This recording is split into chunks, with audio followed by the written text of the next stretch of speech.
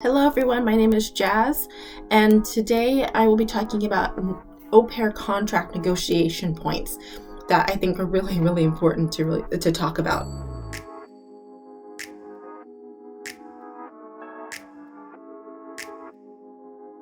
The first thing I will just say is days off.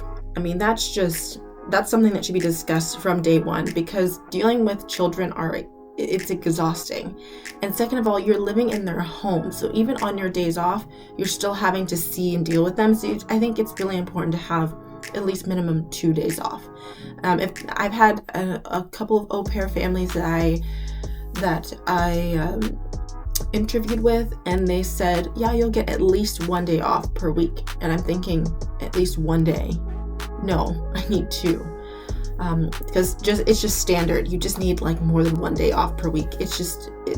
I'm telling you, like for me, like my prior experience, like, I mean, I'm used to doing, office work, like working in like more of like a corporate environment prior to the pandemic. So I was used to dealing with adults. I would go to work. Everyone knew what they were doing.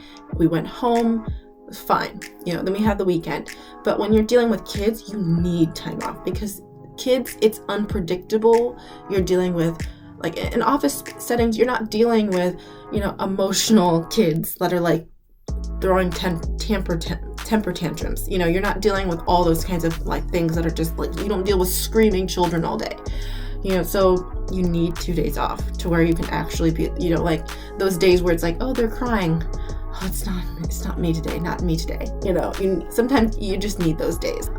Also, policies on getting home if there is a instance that let's say either of you terminate a contract.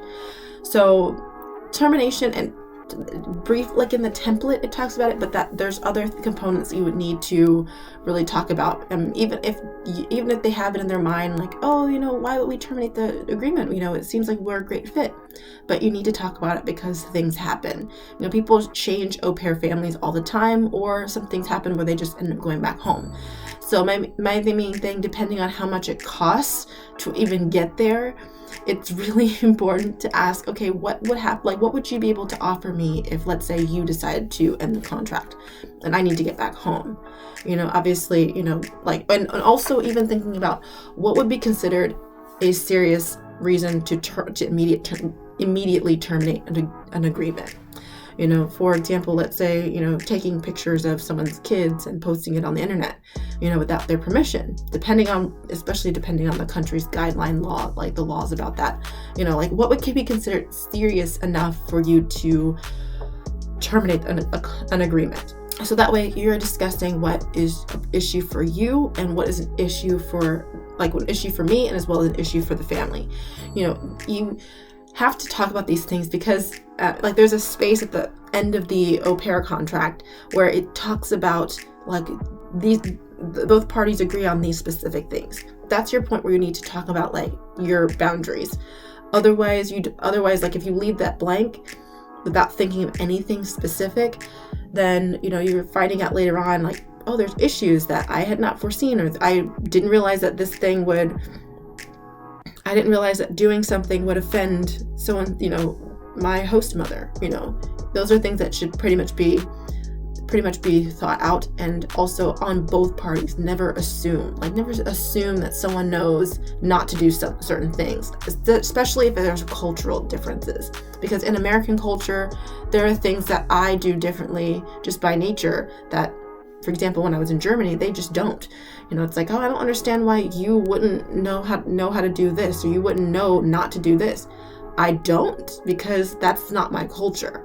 And if you don't know that, then how are you supposed to, if you're assuming that and you don't have it written down so the person would know beforehand, then there's no guarantee that person's going to just automatically know how to do it. Never assume that people know to do or not to do something, because you're going to end up disappointed. So just put it down. It may seem dumb, like even like when I go through contracts with like a job, they're like, yeah, we have to go through this policy like in our training, like I know that you probably know not to, I don't know, steal or not to, I don't know, destroy certain things, but we just want to say it just so that we know that that we said it. And please sign that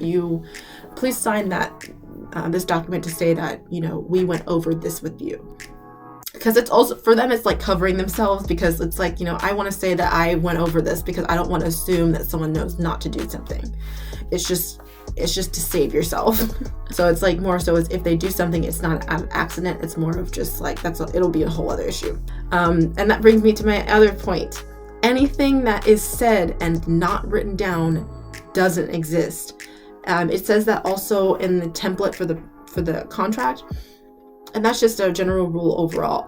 If anyone talks about something and doesn't agree on it, it's not written down, the other person can say, oh no, I didn't agree to that. And you have like someone's word against another person's word, and it's just not conducive. It's just not productive. Make sure that anything that you agree to, or let's say if they say, we agree that you will have, you'll have 2 days off and all these other things, or whatever they promise you, but they don't write it in the contract, you're screwed. if they decide like to go back later on and say, I never said that, you have to have some proof that was actually agreed upon. So this is pretty short. Those are just like the main things I would say, more than anything else, to negotiate with the contract. I also would just say with the pay, I would say it's best to have at least 300 euros per month. I know the minimum requirement is 200. The minimum pocket money is 280 euros, but I would just say 300 standard. Like, I would just say if they're willing to go up 20 more euros, that would be great. And you have to be conscious that a lot of people might be using au pairs as cheap childcare, to where it's like, oh, it's cheap, but then we're going to get them to do all this work. Be prepared that, like, make sure that they discuss with you what the kind of work that you'll be doing, how many, like, especially in there where it talks about working hours and being able to monitor, so you're not going over those times, because there will be people who will be out there to just make you work. I've heard so many stories. I'm part of an au pair, an au pair group specifically for au pairs in Germany, and I've heard so many posts about make sure that you enforce the fact that that they can't make you work over a certain amount of hours, because someone tried to get me to do extra work without paying extra money for it. So if they work over it, it also says that in the contract, you have to be willing to pay extra if they work overtime, like over those standard agreed upon working hours. So if they don't do that, then that's a problem. So you need to make sure you discuss that. Okay. So I hope this is really helpful, and let me know if you have any questions about being an au pair, any experience questions, because I do this for you all. We're here for you, and I really hope that you have a good au pair experience as possible.